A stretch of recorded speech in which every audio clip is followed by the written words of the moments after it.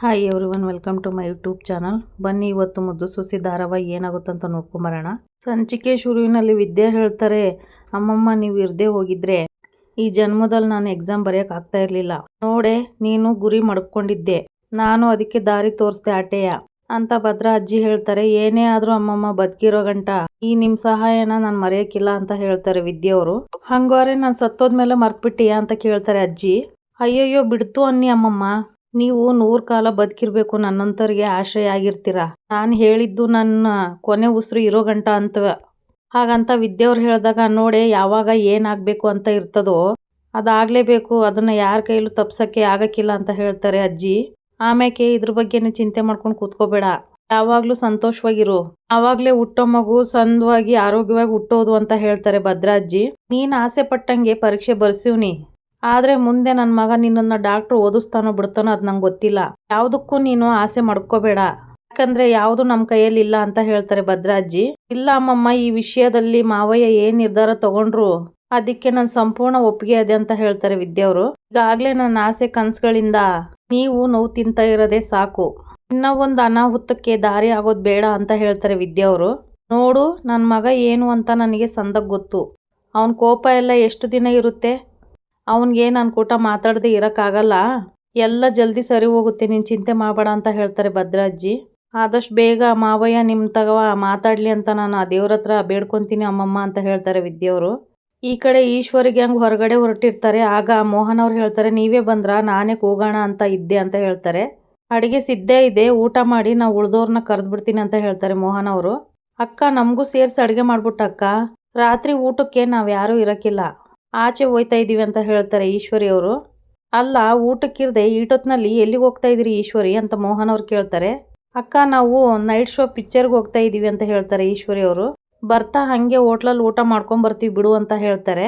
ಏನು night show ಪಿಕ್ಚರ್ಗೆ ಹೋಗ್ತಾ ಇದ್ದೀರಾ, ಸರಿ ನಿಮ್ಮ ಕುಟೆ ಗಂಡಸ್ರು ಯಾರು ಬರ್ತಾ ಇದ್ದಾರೋ ಅಂತ ಕೇಳ್ತಾರೆ ಮೋಹನ್ ಅವರು. ನಮ್ಮ ಕುಟೆ ಯಾರ್ಯಾಕೆ ಬಂದಾರತ್ತಿಗೆ, ನಾವೇ ಇದ್ದೀವಲ್ಲ ನಾವೇ ಹೋಯ್ತೀವಿ ಅಂತ ಹೇಳ್ತಾರೆ ಸಾವಿತ್ರಿ ಅವರು. ಏನು ನೀವೆಲ್ಲ ಸೇರಿಕೊಂಡು ತಮಾಷೆ ಮಾಡ್ತಾ ಇದ್ದೀರಾ, ಈಟೊತ್ತಿನಲ್ಲಿ ಹೆಂಗಸ್ರೆ ಪಿಕ್ಚರ್ಗೆ ಹೋಗೋದು ಏನು ಆಟ ಅಂದ್ಕೊಂಡಿದ್ದೀರಾ, ಇದೆಲ್ಲ ನಮ್ಮ ಹಟ್ಟಿಲಿ ರೂಢಿ ಇಲ್ಲ, ನಿಮಗೆ ಗೊತ್ತಲ್ವೇ ಅಂತ ಹೇಳ್ತಾರೆ ಮೋಹನ್ ಅವರು. ಅಕ್ಕ ಬರಂಗಿದ್ರೆ ನೀನು ಬಾ, ಹಟ್ಟಿ ನಿಯಮ ಎಲ್ಲ ನಮಗೆ ಮಾತ್ರನಾ, ಬೇರೆಯವ್ರಿಗಿಲ್ವೇ ಅಂತ ಹೇಳ್ತಾರೆ ಈಶ್ವರಿ ಅವರು. ಅದನ್ನು ಕೇಳಿ ಮೋಹನ್ ಅವರು ಶಾಕ್ ಆಗ್ತಾರೆ. ಅಯ್ಯೋ ಅಕ್ಕ, ದೊಡ್ಡವ್ರು ಅನ್ಸ್ಕೊಂಡಿರೋರೆ ಹಟ್ಟಿ ನಿಯಮನ ಗಾಳಿಗೆ ತೂರಿ ಅವರಿಗೆ ಹೆಂಗೆ ಬೇಕೋ ಹಂಗೆ ಬದುಕ್ತಾ ಇದ್ದಾರೆ.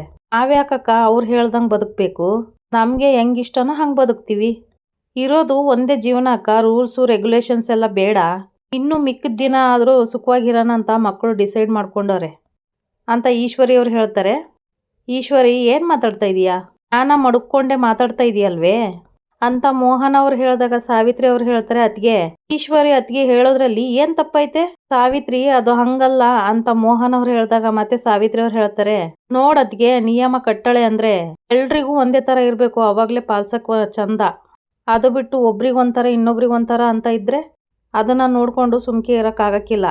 ನ್ಯಾಯಸ್ಥಾನದಲ್ಲಿರೋರು ಎಲ್ರನ್ನೂ ಒಂದೇ ಥರ ನೋಡಬೇಕು, ಭೇದ ಭಾವ ಮಾಡ್ದಾಗಲೇ ಹಿಂಗಾಗೋದು ಅಂತ ಹೇಳ್ತಾರೆ ಸಾವಿತ್ರಿ ಅವರು.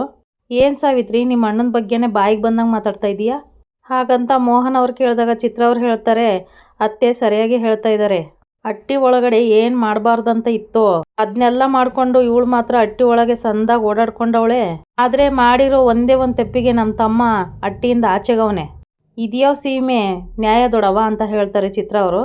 ನೋಡಿ ಅವ್ರ ಬಗ್ಗೆ ಯಾರಾದರೂ ತಪ್ಪಾಗಿ ಮಾತಾಡಿದರೆ ನಾನು ಸುಮ್ಮನೆ ಇರೋಕ್ಕಿಲ್ಲ ಹಾಗಂತ ಮೋಹನ್ ಅವ್ರು ಹೇಳಿದಾಗ ಸಾವಿತ್ರಿ ಅವ್ರು ಹೇಳ್ತಾರೆ, ಆಯಿತು ಬಿಡು ಅತ್ತಿಗೆ, ಅವ್ರ ಬಗ್ಗೆ ನಾವ್ಯಾಕೆ ಮಾತಾಡೋಣ, ಇನ್ಮೇಕೆ ನಾವು ಹಿಂಗೆ ನಮ್ಗೆ ಇಷ್ಟ ಬಂದಂಗೆ ನಾವು ಇರ್ತೀವಿ ಅಂತ ಹೇಳ್ತಾರೆ ಸಾವಿತ್ರಿ ಅವರು. ಅಕ್ಕ ನಾವು ಹಿಂಗೆಲ್ಲ ಮಾತಾಡಿದೀವಿ ಅಂತ ತಪ್ಪಾಗಿ ತಿಳ್ಕೊಂಡು ಭಾವನ್ಗೆ ಏನೇನೋ ಹೇಳಕ್ಕೆ ಹೋಗಬೇಡ, ಏನೋ ಮಕ್ಕಳು ಆಸೆ ಪಟ್ಟವೆ ಅದನ್ನು ತೀರಿಸ್ಬೇಕಲ್ವಕ್ಕ ಅಂತ ಹೇಳ್ತಾರೆ ಈಶ್ವರಿ ಅವರು. ಅದಕ್ಕೆ ಆಚೆ ಕರ್ಕೊಂಡು ಹೋಗ್ತಾ ಇದ್ದೀವಿ ಅಂತ ಹೇಳಿದಾಗ ಮೋಹನ್ ಅವ್ರು ಹೇಳ್ತಾರೆ, ಈಶ್ವರಿ ಈಗ ಹೆಣ್ಮಕ್ಳು ಹಟ್ಟಿಯಿಂದ ಆಚೆಗೆ ಹೋದ್ರೆ ನಿಮ್ಮ ಭಾವ ಕೋಪ ಮಾಡ್ಕೊತಾರಂತ ನಿಂಗೆ ಗೊತ್ತಿಲ್ವೇ, ಅಣ್ಣ ಕೋಪ ಮಾಡ್ಕೊತಾನಂತ ನಮ್ಮ ಆಸೆ ಎಲ್ಲ ಸಾಯಿಸ್ಕೊಳಕ್ಕಾಗುತ್ತೆ, ಈಗಾಗಲೇ ನಾವು ಟಿಕೆಟ್ ಬುಕ್ ಮಾಡಿಬಿಟ್ಟಿದ್ವಿ, ಟೈಮ್ ಆಯಿತು ಬಿಡು, ನಡೀರಿ ಎಲ್ಲರೂ ಹೋಗೋಣ ಅಂತ ಹೇಳ್ತಾರೆ ಸಾವಿತ್ರಿ ಅವರು. ಈಶ್ವರಿಗೆ ಹಂಗೆ ಹೋಗಿದ ತಕ್ಷಣನೇ ಮೋಹನ್ ಅವ್ರು ಅನ್ಕೊಂತಾರೆ, ಇದೇನಪ್ಪ ಹಿಂಗೆ ಹಠ ಮಾಡ್ಕೊಂಡು ಹೊಡ್ತವ್ರೆ, ಇದೆಲ್ಲ ಎಲ್ಲಿಗೆ ಹೋಗ್ಬಿಡ್ತದೋ ಏನೋ ನಾ ಕಾಣೆ. ಈ ಕಡೆ ಭದ್ರ ಅವರು ಸೈಲೆಂಟಾಗಿ ಕೂತಿರ್ಬೇಕಾದ್ರೆ ವಿದ್ಯಾ ಅವರು ಕಷಾಯ ತೊಗೊಂಡು ಬರ್ತಾರೆ. ಕಷಾಯ ತೊಗೊಳ್ಳಿ ಅಂತ ವಿದ್ಯಾ ಅವ್ರು ಹೇಳಿದಾಗ ಭದ್ರ ಅವ್ರು ಹೇಳ್ತಾರೆ, ಈಗಿರೋ ಪರಿಸ್ಥಿತಿಲಿ ಕಷಾಯ ತೊಗೊಂಡ್ರೆ ಗಂಟ್ಲಲ್ಲಿ ಹೇಗೆ ಇಳ್ದತ್ತೇಳು, ನಿನ್ನ ಆಸೆ ಕನಸು ಎಲ್ಲ ನೋಡ್ದ? ತಾಯಿ ಮಗನ ಮಧ್ಯದಲ್ಲಿ ಅಡ್ಗೋಡೆ ಎಬ್ಬಿಸ್ಬಿಡ್ತು. ಇಂಥ ವಯಸ್ಸಲ್ಲಿ ಅಮ್ಮಮ್ಮನಿಗೆ ಇಂಥ ನೋವೆಲ್ಲ ಬೇಕಿತ್ತೇ? ಅಲ್ಲ, ಒಂದು ವೇಳೆ ಅಮ್ಮಮ್ಮ ತನ್ನ ಮೇಲೆ ತಪ್ಪು ಹಾಕ್ಕೊಂಡೇ ಹೋಗದಿದ್ರೆ ಪರಿಸ್ಥಿತಿ ಹೆಂಗಿರ್ತಿತ್ತು ಅಂತ ಯೋಚನೆ ಮಾಡಿದೀಯಾ? ಹೆತ್ತವ್ವ ಅಂತ ನೋಡಿದೆ ನಮ್ಮಪ್ಪಯ್ಯ ಮಾತಾಡೋಕ್ಕಿಲ್ಲ ಅಂತ ಹೇಳಿಬಿಟ್ರು. ಯಾಕಂದರೆ ಅವರಿಗೆ ಹತ್ರದವರೇ ಮೋಸ ಮಾಡ್ತಾರೆ ಅನ್ನೋದಾದರೆ ಅವ್ರಿಗೆ ಸಹಿಸೋಕ್ಕಾಗಕ್ಕಿಲ್ಲ. ಅಂಥದ್ರಲ್ಲಿ ತಿರ್ಗಾ ನಿನ್ನ ಸಹಾಯಕ್ಕೆ ನಾನು ಬಂದಿದ್ದೀನಿ ಅಂತ ಗೊತ್ತಾಗಿದ್ರೆ ಪರಿಸ್ಥಿತಿ ಹೆಂಗಿರ್ತಿತ್ತು ಅಂತ ನೀನೇ ಒಂದ್ಕಿತ ಯೋಚನೆ ಮಾಡು. ಗೌಡ್ರೆ, ಅದು ಅಂತ ವಿದ್ಯೆ ಹೇಳುವಾಗ ಭದ್ರವ್ರು ಹೇಳ್ತಾರೆ, ಅವತ್ತು ಅಪ್ಪಯ್ಯ ಜೈಲಿಗೆ ಹೋಗೋಕ್ಕೆ ಕಾರಣ ನೀನು ಆಗದೆ ಹೋಗಿದ್ದಿದ್ರೆ ಇವತ್ತು ಅಪ್ಪಯ್ಯನ ಕಾಲೋ ಕೈಯೋ ಹಿಡಿದು ನಿನ್ನ ಓದ್ಸೋಕ್ಕೆ ನಾನು ಒಪ್ಪಿಸ್ತಾ ಇದ್ದೆ. ಅಷ್ಟೇ ಅಲ್ಲ, ನೀನೇನಾದರೂ ಅಪ್ಪಯ್ಯಗೆ ನೋವು ಕೊಡದೇ ಇದ್ದಿದ್ರೆ ನಿನ್ನನ್ನು ಮುದ್ದು ಸೊಸೆ ಅಂದ್ಕೊಂಡು ಇವತ್ತು ಊರೆಲ್ಲ ಹಬ್ಬ ಮಾಡಿರೋರು. ಆದರೆ ಅದನ್ನೆಲ್ಲ ನೀನೇ ನಿನ್ನ ಕೈಯಾರ ಹಾಳು ಮಾಡ್ಕೊಂಬಿಟ್ಟೆ. ಇಟ್ಟೆಲ್ಲ ಆದಮೇಲೆ ಓದೋದು ಗೀದೋದು ಅನ್ನೋದೆಲ್ಲ ಮರೆತು ನಿನ್ನ ಆರೋಗ್ಯನ ಸಂದಾಗ ನೋಡಿಕೊಂಡು ನನ್ನ ಮಗನ ಎತ್ಕೊಟ್ಬಿಡು ಅಂತ ಹೇಳ್ತಾರೆ ಭದ್ರವರು. ಆಗ್ಲಾದರೂ ಅಪ್ಪಯ್ಯನಿಗೆ ಮತ್ತು ಅಟ್ಟಿಯವ್ರಿಗೆ ನಿನ್ನ ಮೇಲೆ ಹೊಸಿ ಕೋಪ ಕಮ್ಮಿ ಆಗ್ಬೋದು ಅಂತ ಹೇಳಿ ಅಲ್ಲಿಂದ ಹೊರಟ್ಬಿಡ್ತಾರೆ ಭದ್ರವರು. ಈ ಕಡೆ ಮೋಹನ್ ಅವರು ಚಿಂತೆ ಮಾಡ್ಕೊಂಡು ಕೂತಿರ್ತಾರೆ. ಅಲ್ಲಿಗೆ ಶಿವರಾಮೇಗೌಡರು ಬಂದುಬಿಟ್ಟು, ಮೋಹನ ಯಾಕೆ ಒಬ್ಳೆ ಕೂತಿದ್ಯಾ ಅಂತ ಕೇಳ್ತಾರೆ. ರೀ ಕೂತ್ಕೊಳ್ರಿ, ನಿಮಗೆ ಊಟ ಬಡಿಸ್ತೀನಿ ಅಂತ ಮೋಹನ್ ಅವ್ರು ಹೇಳ್ತಾರೆ. ಅಟ್ಟಿಲಿ ಯಾರು ಕಾಣಿಸ್ತಾ ಇಲ್ಲ, ಮನೆಯೆಲ್ಲ ಬಿಕ್ಕೋ ಅನಿಸ್ತಾ ಇದೆ. ಇನ್ನು ಇಷ್ಟು ಬಿರ್ನೆ ಎಲ್ಲರೂ ಊಟ ಮಾಡಿ ಮಲ್ಕೊಂಡ್ಬಿಟ್ರೆ? ಈಶ್ವರಿನ ರೂಮ್ನಲ್ಲೂ ನೋಡ್ದಂಗೆ ಆಗಲಿಲ್ಲ ಕಣಣ. ಅಂದಂಗೆ ಅತ್ತಿಗೆ ಈಶ್ವರಿ ಎಲ್ಲಿ ಅಂತ ಕೇಳ್ತಾರೆ ಗೋವಿಂದ ಅವರು. ರೀ, ಅದು ನಿಮ್ಗೆ ಇಷ್ಟವಾಗಿರೋ ಅವರೆಕಾಳು ಕೂಟ್ ಮಾಡಿದ್ದೀನಿ ಹಾಗಂತ ಮೋಹನ್ ಅವ್ರು ಹೇಳಿದಾಗ ಗೋವಿಂದ ಅವ್ರು ಹೇಳ್ತಾರೆ, ಅತ್ತಿಗೆ ನಾವೇನು ಕೇಳ್ತಾ ಇದ್ದೀವಿ, ನೀವೇನು ಹೇಳ್ತಾ ಇದ್ದೀರಾ? ಅಂದಂಗೆ ಮನೆಯವರೆಲ್ಲ ಎಲ್ಲೋದ್ರು ಅಂತ ಕೇಳ್ತಾರೆ. ಅವ್ರು 4 ಜನ ಹಟ್ಟಿಲಿಲ್ಲ. ಹಟ್ಟಿಲಿಲ್ಲ ಅಂದರೆ ಈಟೊತ್ತಲ್ಲಿ ಎಲ್ಲಿಗೆ ಹೋದವರು ಅಂತ ಕೇಳ್ತಾರೆ ಶಿವರಾಮೇಗೌಡರು. ರೀ, ಅವ್ರು ಬರ್ತಾರೆ, ನೀವು ಊಟ ಮಾಡಿ ಅಂತ ಹೇಳ್ತಾರೆ ಮೋಹನ್ ಅವರು. 1 ನಿಮಿಷ ಮೋಹನ, ಈಶ್ವರಿ ಫೋನ್ ಮಾಡಿ ಎಲ್ಲಿದ್ದಾರಂತ ವಿಚಾರಿಸ್ಲ ಗೋವಿಂದ ಅಂತ ಹೇಳ್ತಾರೆ ಶಿವರಾಮೇಗೌಡರು. ಗೋವಿಂದ, ಯಾರಿಗೂ ಫೋನ್ ಮಾಡೋದು ಬೇಡ, ಅವ್ರು ಎಲ್ರೂ ಪಿಕ್ಚರ್ಗೆ ಹೋಗಿದ್ದಾರೆ ಅಂತ ಹೇಳ್ತಾರೆ ಮೋಹನ್ ಅವರು. ಏನು ಹೇಳ್ತಾ ಇದ್ದೀರಾ ಅತ್ತಿಗೆ, ಸಿನಿಮಾಗ ಅದು ಇಷ್ಟೊತ್ತಲ್ಲಿ? ಜೊತೆಗೆ ಸುಭಾಸನು ಹೋಗಿದ್ದಾನೆ ಅಂತ ಕೇಳ್ತಾರೆ ಗೋವಿಂದ ಅವರು. ಇಲ್ಲ ಗೋವಿಂದ, ಇವ್ರು ಮಾತ್ರ ಹೋಗಿದ್ದಾರೆ. ಏನು ಇವರೆಲ್ಲ ಆಟ ಅಂತ ತಿಳ್ಕೊಂಡಿದ್ದಾರೆ? ಹಂಗೆ ಪಿಕ್ಚರ್ ನೋಡೋ ಹುಚ್ಚಿದ್ರೆ ಹಗಲೊತ್ತಲ್ಲಿ ಹೋಗ್ಬೇಕಾಗಿತ್ತು. ಹಟ್ಟಿಯಿಂದ ರಾತ್ರಿ ಹೊತ್ತು ಹೆಂಗಸರು ವಸೂಲ್ ದಾಟ್ ಹೋಗ್ಬಾರ್ದು ಅನ್ನೋದು ಗೊತ್ತಿಲ್ವೇ? ಇತ್ತೀಚೆಗೆ ಮಿತಿ ಮೀರಿ ನಡ್ಕೊಂತ ಇದಾರೆ, ಇವ್ರಿಗೆಲ್ಲ ಪಿತ್ತ ನೆತ್ತಿಗೇರಿದೆ ಅಂತ ಗೋವಿಂದ ಅವ್ರು ಹೇಳ್ತಾರೆ. ಗೋವಿಂದ, ಅವ್ರು ಯಾಕೆ ಹೋಗಿದಾರಂತ ನನಗೆ ಅರ್ಥ ಆಯ್ತು ಬಿಡು. ಈ ಹಟ್ಟಿ ನಿಯಮಗಳನ್ನ ನಾವು ಪಾಲಿಸಕ್ಕಿಲ್ಲ, ನಮ್ಗೆ ಇಷ್ಟ ಬಂದಾಗ ನಾವು ಇರ್ತೀವಿ ಅಂತಂದು ಪರೋಕ್ಷವಾಗಿ ನನಗೆ ಹೇಳಕ್ಕೆ ಹೊರಟಿದ್ದಾರೆ ಅವರು ಅಂತ ಹೇಳ್ತಾರೆ ಶಿವರಾಮೇಗೌಡರು. ರೀ, ಹಂಗೇನು ಇಲ್ಲ, ಸಿನಿಮಾ ಸಂದಾಗದ ಅಂತ ನೋಡ್ಕೊಂಬರಕ್ ಹೋಗ್ಯಾರ ಆಟೆ ಅಂತ ಮೋಹನ್ ಅವ್ರು ಹೇಳ್ತಾರೆ. ಮೋಹನ, ನನಗೆ ಬೇಸರ ಆಯ್ತದಂತ ತಿಪ್ಪೆ ಸಾರ್ಸಕ್ ಹೋಗ್ಬೇಡ. ಅವ್ರ ಮನ್ಸಲ್ಲಿ ಏನ್ ಮಡುಕೊಂಡು ಈ ತರ ಆಟ ಆಡ್ತಾರಂತ ಗೊತ್ತಾಗ್ಲಿಲ್ದಷ್ಟು ದಡ್ಡ ಬಡ್ಡಿ ಮಗ ನಾನಲ್ಲ ಬಿಡು ಅಂತ ಕೈ ತೊಳ್ಕೊಂಡು ಹೊಡ್ತಾ ಇರ್ತಾರೆ. ಅಷ್ಟರಲ್ಲಿ ಭದ್ರಾ ಅಜ್ಜಿ ವಿದ್ಯಾ ಅಲ್ಲಿಗೆ ಬರ್ತಾರೆ. ಗೋವಿಂದ, ನೀನೇ ಕೈ ತೊಳ್ಕೊಂಡೆ ಅಂತ ಮೋಹನ್ ಅವ್ರು ಕೇಳಿದಾಗ, ಜಾಗನೇ ಇಲ್ದಷ್ಟು ಹೊಟ್ಟೆ ತುಂಬೋಗೋದು ಬಿಡತ್ತಿಗೆ ಅಂತ ಗೋವಿಂದ ಅವ್ರು ಹೇಳ್ತಾರೆ. ಈ ಕಡೆ ಭದ್ರಾ ಅಜ್ಜಿ ಹೇಳ್ತಾರೆ, ಶಿವರಾಮ, ನಿನಗೆ ಇಷ್ಟ ಇಲ್ದಿರೋ ಕೆಲಸ ಮಾಡಿ ನಾನು ತಪ್ಪು ಮಾಡ್ಬಿಟ್ಟಿನಿ. ನಿಜ ಕಣ್ಲಾ, ಇದೊಂದು ಕಿತ್ತನ ಈ ತಪ್ಪನ್ನ ಕ್ಷಮಿಸ್ಬಿಡು ಕಣ್ಲಾ ಅಂತ ಹೇಳ್ತಾರೆ. ನಾನು ಯಾರನ್ನ ದ್ಯಾವ್ರು ಅನ್ಕೊಂಡು ಮನ್ಸ್ನಾಗ ಗುಡಿ ಕಟ್ಕೊಂಡು ಪೂಜೆ ಮಾಡ್ತಾ ಇದ್ನೋ ಅಂತ ದ್ಯಾವ್ರೆ ನನಗೆ ನೋವು ಕೊಟ್ಬಿಟ್ರೆ ಅದೆಂಗ್ ಸಹಿಸ್ಕೊಳ್ಳಿ? ಶಿವರಾಮನ್ ಮಾತು ಮೀರೋಕೆ 100 ಕಿತ ಯೋಚನೆ ಮಾಡ್ತಿದ್ದವರೆಲ್ಲ ನನ್ನ ಮಾತನ್ನ ಮೀರೋ ಹಂಗಾಗ್ಬಿಟ್ರು. ಅದಕ್ಕೆಲ್ಲ ಕಾರಣ ಯಾರು? ನೀನು. ಮನ್ಸಿಗಾಗಿರೋ ಗಾಯನ ಗುಣಪಡಿಸಕ್ಕಾಗಕ್ಕಿಲ್ಲ. ಹೀಗೆ ಹೇಳ್ತೀನಿ ಕೇಳಿಸ್ಕೊ, ಇವತ್ತಿಗೆ ನನ್ನ ನಿನ್ನ ಸಂಬಂಧ ಮುಗ್ದೋಯ್ತು. ನಾನ್ ಸತ್ರು ನನ್ನ ಮುಖ ದರ್ಶನ ಮಾಡಕ್ಕೆ ನೀನ್ ಬರ್ಬೇಡ, ನೀನ್ ಸತ್ರುವೆ ನಿನ್ ಮುಖ ದರ್ಶನ ನಾನ್ ಮಾಡಕ್ಕಿಲ್ಲ ಅಂತ ಹೇಳ್ತಾರೆ ಶಿವರಾಮೇಗೌಡರು. ಒಂದಿಡಿ ಮಣ್ಣು ಹಾಕಕ್ಕಿಲ್ಲ, ಬಾಯಿಗೆ ಒಂದನಿ ನೀರು ಹಾಕಕ್ಕಿಲ್ಲ ಅಂತ ಹೇಳಿ ಶಿವರಾಮೇಗೌಡರು ಅಲ್ಲಿಂದ ಹೊರಟ್ಬಿಡ್ತಾರೆ.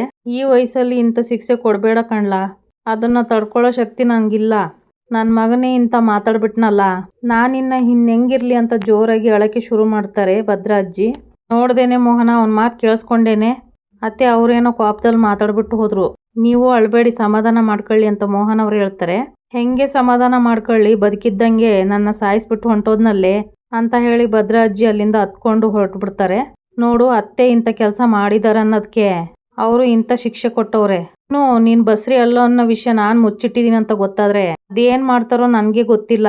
ಒಂದು ತಿಳ್ಕೊಂಬಿಡು, ಇವತ್ತು ನಮ್ಮ ಹಟ್ಟಿಲಿ ಏನೇನ್ ಆಗ್ತಾ ಇದೆಯೋ ಅದಕ್ಕೆಲ್ಲ ಕಾರಣ ನೀನೆಯ, ನಿನ್ನಿಂದಾಗಿ ಇನ್ನು ಏನೇನಾಯ್ತದೋ ಕಾಣೆ ಅಂತ ಹೇಳಿ ಮೋಹನ್ ಅವರು ಸಹ ಅಲ್ಲಿಂದ ಹೊರಟ್ಬಿಡ್ತಾರೆ. ಈ ಕಡೆ ಸಿನಿಮಾ ನೋಡ್ಕೊಂಬಂದು ಖುಷಿಯಿಂದ ಕುತ್ಕೊಂಡು ವಿನಂತಿಯವ್ರು ಹೇಳ್ತಾರೆ, ಅತ್ತೆ ಪಿಕ್ಚರ್ ಮಾತ್ರ ಸೂಪರ್ ಆಗಿತ್ತು.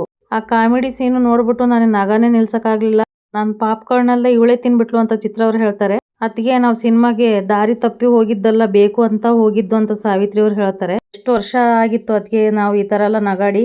ಇದ್ಯಾಕೆ ಈಟೊತ್ತಲ್ಲಿ ಟಿವಿ ಆಗ್ತಾ ಇದೆಯಾ ಅಂತ ಸಾವಿತ್ರಿ ಅವ್ರು ಹೇಳ್ತಾರೆ. ಆಗ ಚಿತ್ರ ಅವ್ರು ಹೇಳ್ತಾರೆ, ಅತ್ತೆ ಇಷ್ಟು ವರ್ಷ ಆದ್ಮೇಲೆ ಪಿಕ್ಚರ್ ನೋಡ್ಕೊಂಡ್ ಬಂದಿದೀವಿ. ನನಗಂತೂ ಶಾನೆ ಖುಷಿ ಆಗೈತೆ. ಅದಕ್ಕೆ ಮಸ್ತ್ ಮಲೈಕ ಹಾಡಾಕ್ಬಿಟ್ಟು ಕುಣಿಯನ್ನ ಅಂತ ಅನ್ಕೊಂಡಿದೀನಿ ಅಂತ ಹೇಳ್ತಾರೆ ಚಿತ್ರ ಅವರು.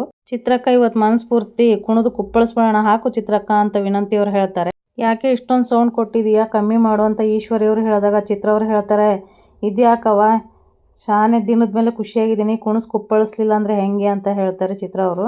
ಈ ಕಡೆ ಶಿವರಾಮೇಗೌಡರು ಹೇಳಿದ ಮಾತನ್ನ ನೆನ್ಪು ಮಾಡ್ಕೊಂಡು ಭದ್ರ ಅಜ್ಜಿ ಹತ್ಕೊಂತ ಕುಂತಿರ್ತಾರೆ. ವಿದ್ಯಾ ಅವರು ಚಂಪಾ ಅವರು ಭದ್ರ ಅಜ್ಜಿ ಹತ್ರ ಬರ್ತಾರೆ. ಆಗ ಅಜ್ಜಿ ಹೇಳ್ತಾರೆ, ನೋಡ್ದೇನೆ ನಿಮ್ಮ ಮಾವ ಹೆಂಗ್ ಮಾತಾಡ್ಬಿಟ್ಟ ಅಂತ.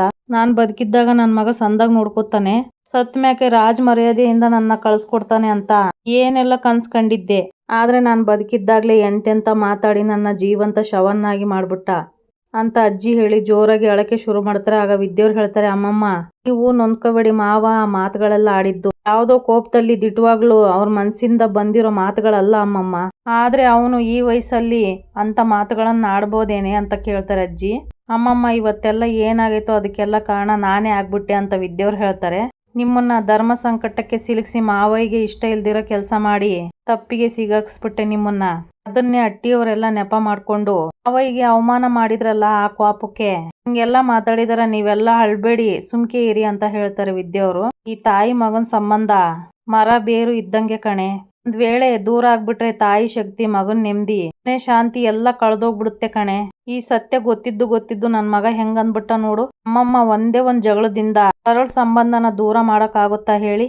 ಅಮ್ಮ ಇವತ್ತು ಮಾವಯ್ಯ ಮಾತಾಡಿದ್ದು ಪ್ರತಿಯೊಂದ್ ಮಾತುಗಳು ಗಂಟ್ಲಿಂದ ಹೊರಗಿಂದ ಮಾತೆ ಹೊರ್ತು ಮನ್ಸಿಂದ ಬಂದಿರೋ ಮಾತುಗಳಲ್ಲ ಅಮ್ಮಮ್ಮ ಅಂತ ಹೇಳ್ತಾರೆ ವಿದ್ಯವ್ರು. ಅವ್ರಿಗೂವೆ ನಿನ್ ಕುಟ್ಟೆ ಮಾತಾಡದೆ ಇರಕಾಗ್ತದೆ ಇರೋ ಅಮ್ಮಮ್ಮ, ಅವರೇ ತಪ್ಪಾಯ್ತು ಅಂತ ನಿನ್ನ ಹತ್ರ ಬಂದು ಕ್ಷಮಿಸು ಅಂತ ಕೇಳ್ಕೊತಾರೆ ಅಂತ ಹೇಳ್ತಾರೆ ವಿದ್ಯವ್ರು. ಹ್ಞೂ ಅಮ್ಮಮ್ಮ, ವಿದ್ಯಕ್ಕ ಹೇಳ್ದಂಗೆ ಆದಷ್ಟು ಬಿರ್ನೆ ಅವ್ರ ಕೋಪ ಎಲ್ಲ ಕರಗಿ ಎಲ್ಲ ಮೊದ್ಲು ನಂಗೆ ಆಯ್ತದೆ ಅಂತ ಚಂಪಾ ಅವ್ರು ಹೇಳ್ತಾರೆ. ಅಮ್ಮಮ್ಮ ಧೈರ್ಯ ಹೇಳೋ, ನೀವೇ ಹಿಂಗ್ ಕುಂತ್ ಬಿಟ್ರೆ ಇಷ್ಟಾನೇ ಕುಸ್ತಂಗೆ, ನೀವ್ ಅಳ್ಬೇಡಿ ಅಮ್ಮಮ್ಮ ಅಂತ ಹೇಳ್ತಾರೆ ವಿದ್ಯವ್ರು. ಬೇಕಿದ್ರೆ ನೀವ್ ನೋಡ್ತಾ ಇರಿ, ಆದಷ್ಟು ಬಿರ್ನೆ ಎಲ್ಲ ಸರಿ ಹೋಯ್ತದೆ ಅಂತ ಹೇಳಿ ಭದ್ರ ಅಜ್ಜಿಗೆ ಕಾಲ್ನ ಒತ್ತುತ್ತಾ ಇರ್ತಾರೆ ವಿದ್ಯವ್ರು. ದ್ಯಾವ್ರ ದಯದಿಂದ ಹಂಗ ಆಗ್ಬಿಟ್ರೆ ಸಾಕು. ಒಂದ್ ವೇಳೆ ಹಂಗ ಆಗದೆ ಇದ್ರೆ ಆ ದ್ಯಾವ್ರ ನನ್ನನ್ನ ಕರ್ಸ್ಕೊಂಡ್ಬಿಡ್ಲಿ ಅಂತ ಭದ್ರ ಅಜ್ಜಿ ಹೇಳಿದಾಗ ವಿದ್ಯವ್ರು ಅಮ್ಮಮ್ಮ ಅಂತ ಹೇಳ್ತಾರೆ. ಇಲ್ಲಿಗೆ ಈ ಸಂಚಿಕೆ ಮುಗೀತೆ. ಯಾರೆಲ್ಲ ನನ್ನ ಚಾನಲ್ ನೋಡ್ತಿದ್ರು ದಯವಿಟ್ಟು ಸಬ್ಸ್ಕ್ರೈಬ್ ಮಾಡ್ಕೊಳ್ಳಿ. ಹಾಗೆ ಒಂದು ಲೈಕು ಶೇರ್ ಮಾಡಿ. ವಿಡಿಯೋ ನೋಡಿದ್ದಕ್ಕಾಗಿ ಧನ್ಯವಾದಗಳು.